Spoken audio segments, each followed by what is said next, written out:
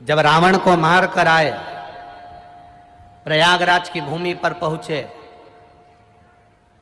गुरु बाबा का दर्शन करने गए तो गुरु बाबा जी ने कह दिया नहीं नहीं नहीं, नहीं, तुम पर ब्राह्मण हत्या का दोष लगा है। नमस्कार भक्तों, आज के इस वीडियो में हम जानेंगे कि प्रयाग में जब संगम में हम लोग स्नान करने जाते हैं तो स्नान के पश्चात हमें क्या क्या करना चाहिए और क्या नहीं करना चाहिए ताकि हमें दिव्य फल की प्राप्ति हो जाए। साथ ही वीडियो के दूसरे भाग में उन्होंने बताया है कि हमें कौन कौन सी गलती नहीं करनी है। तो आइए दोस्तों, अब हम स्वयं पंडित प्रदीप मिश्रा जी के मुख से सारी बातें सुनते हैं। वीडियो में बने रहिएगा दोस्तों, क्योंकि वीडियो के बीच बीच में उन्होंने कई तरह के उपायों को बताया है।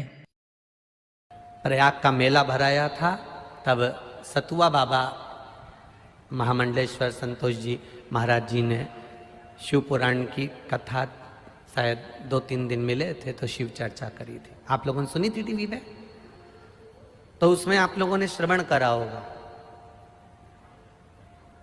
राम जी जब रावण को मार कर आए, प्रयागराज की भूमि पर पहुंचे, गुरु बाबा का दर्शन करने गए तो गुरु बाबा जी ने कह दिया नहीं नहीं नहीं, नहीं, तुम पर ब्राह्मण हत्या का दोष लगा है।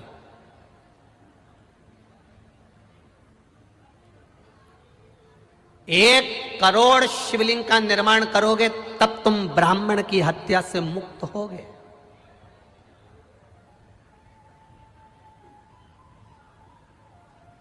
एक करोड़ शिवलिंग का निर्माण करना पड़ेगा तब तुम ब्राह्मण हत्या से मुक्त हो गए। अब राम जी चिंता में पड़ गए कि 1 करोड़ शिवलिंग का निर्माण करने में तुम्हारी पूरी जिंदगी निकल जाएगी। एक एक शिवलिंग बनाऊंगा, 1 करोड़ शिवलिंग बनाने में पूरा जीवन निकल जाएगा। 1.25 करोड़, 1 करोड़, क्या करा जाए। तब मां गंगा जी से राम जी ने पूछा कि आप बताओ कि शिवलिंग का निर्माण कैसे करा जाए। तो गंगा जी के पास गए। गंगा जी ने कहा चिंता मत करो राम जी, आप गंगा के तट की बालू रेत का शिवलिंग बना लो। उस बालू रेत में छोटे छोटे छोटे छोटे इतने कण होते हैं, मिट्टी का शिवलिंग बना लो। मिट्टी में इतने कण होते हैं, इतने कण होते हैं,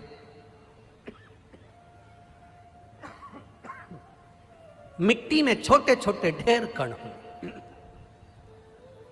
बालू में छोटे छोटे ढेर कण।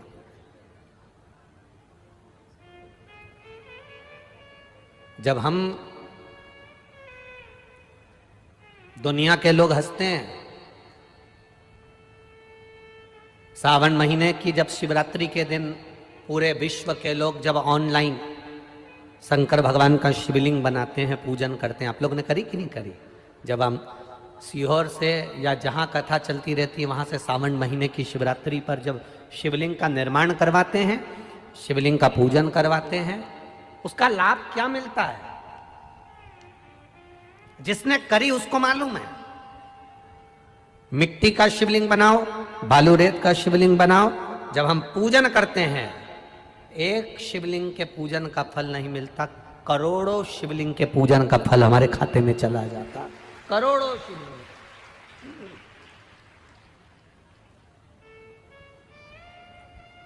राम जी से कहा कि आप करोड़ों शिवलिंग का निर्माण करो तब तुम ये ब्राह्मण की हत्या से छूटोगे। राम जी ने गंगा जी के कहने पर एक शिवलिंग बालू रेत का बना लिया, उसमें छोटे छोटे जितने जितने कण थे शिव जी को प्राप्त हो।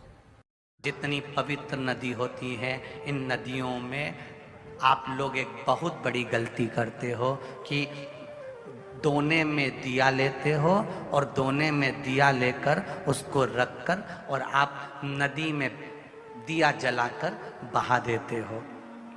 शिव महापुराण की कथा इसकी महत्वता नहीं कहती। शिव पुराण कहती है गंगा माँ है, नर्मदा माँ है, क्षिप्रा माँ है, सरयू माँ है। तुम्हारी सास कहीं बैठी हो, एक काम करना, जैसे तुम गंगा जी में दिया रख देती हो पानी में, सरयू जी में दिया रख देती हो पानी में, उसी तरह सास के सिर पे दिया जला के धर दो। बोलो,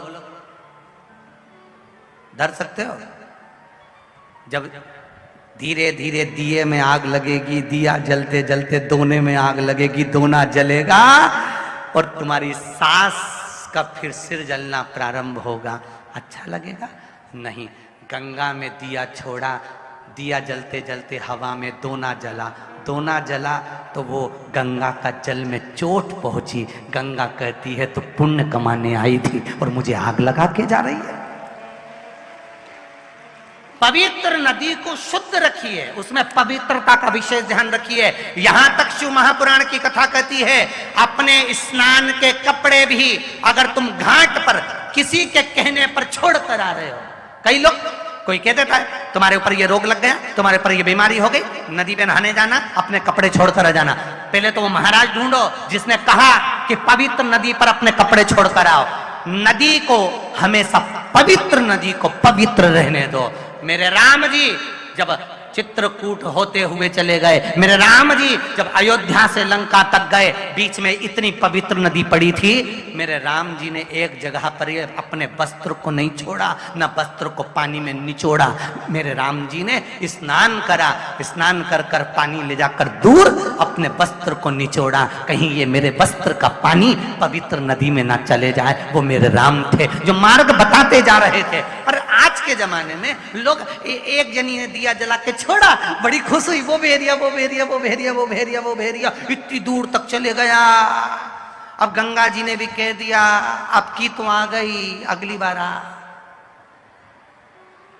अगली बार आ।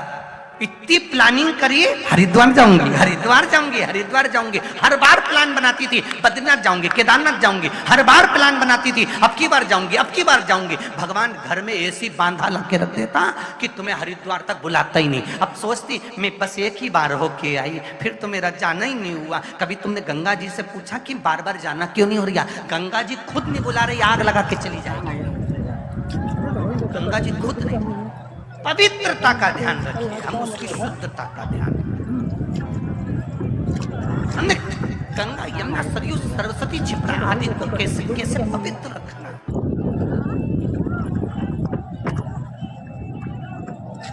श्री शिवाय नमस्तुभ्यम दोस्तों, हर हर महादेव।